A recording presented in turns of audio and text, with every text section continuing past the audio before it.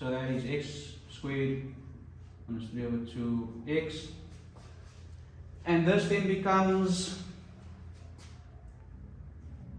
plus negative 3 over 4. Oh, that's an ugly 3.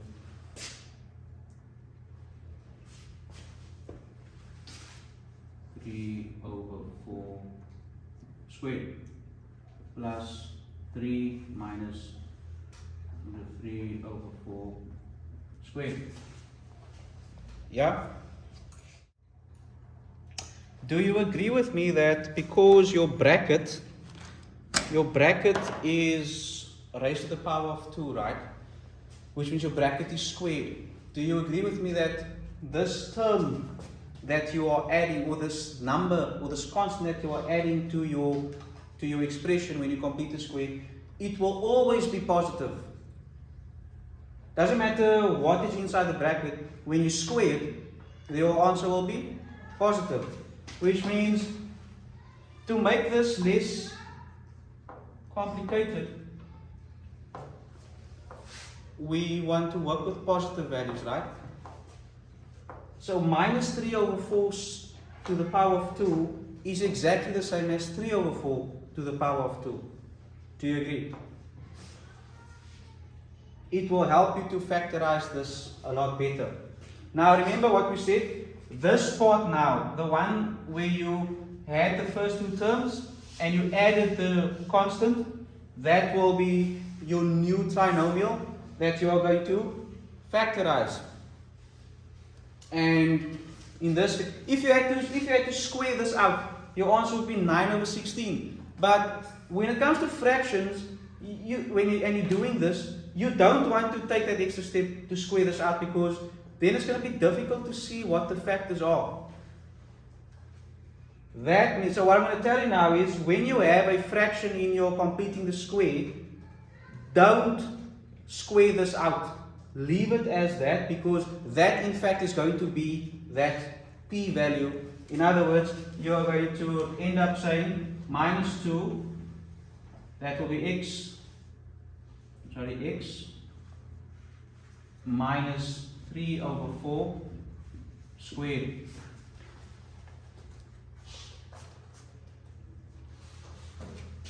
And you will have, I will put this to the test now. What you then need to do to prove so when you multiply this out or expand it, you should end up with this trinomial.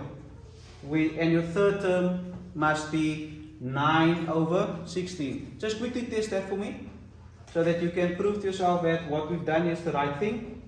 In other words, when I get something like this, I don't need to take it a step further there by squaring that. I know that my double factor will be 2 of that. And I have plus 3 minus. Now here, with this part, I would want to square out that fraction, because I need to use it in a operation.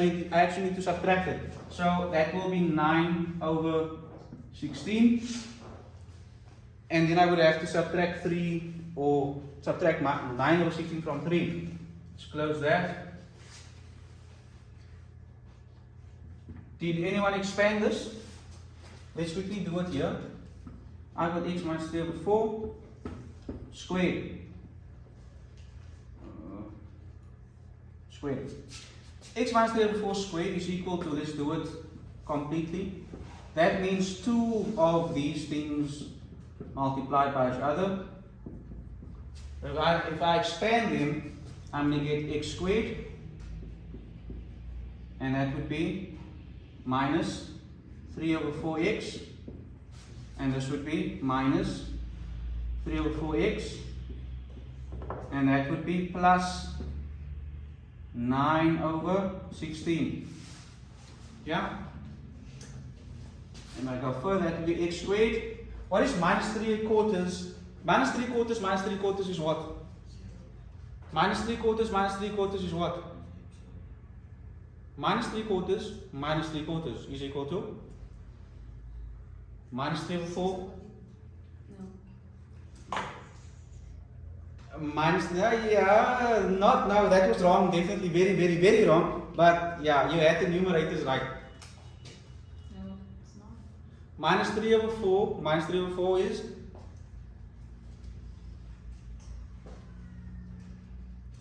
Okay, what is 3 over 4 plus 3 over 4? Ooh, fractions. What is 3 over 4 plus 3 over 4? What is 3 over 4? What's 3 quarters plus 3 quarters? Excuse me? 6 quarters. So what is minus 3 quarters? Minus 3 another, minus another 3 quarters.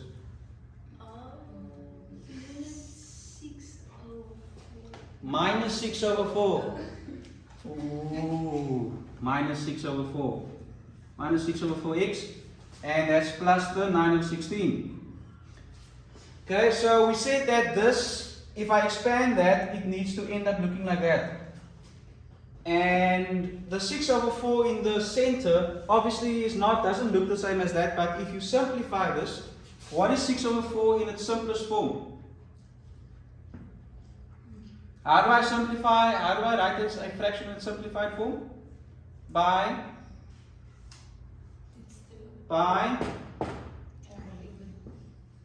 dividing by what? No, what's the general, what am I doing? The lowest common. The what now?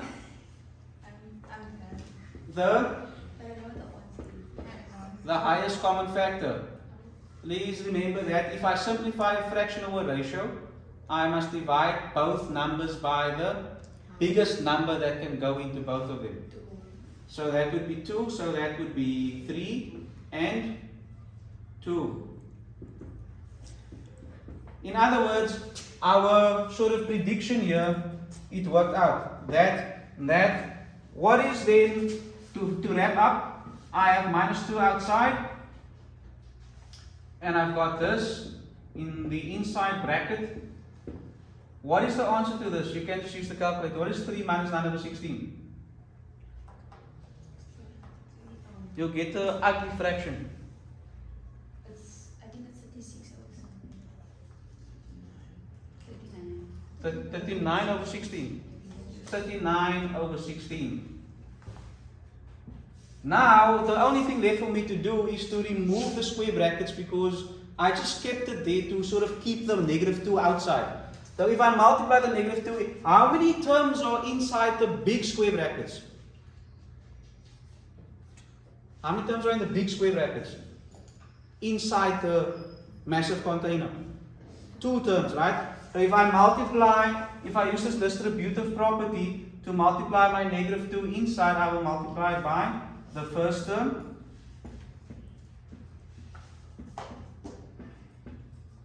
And I will multiply it by the second term.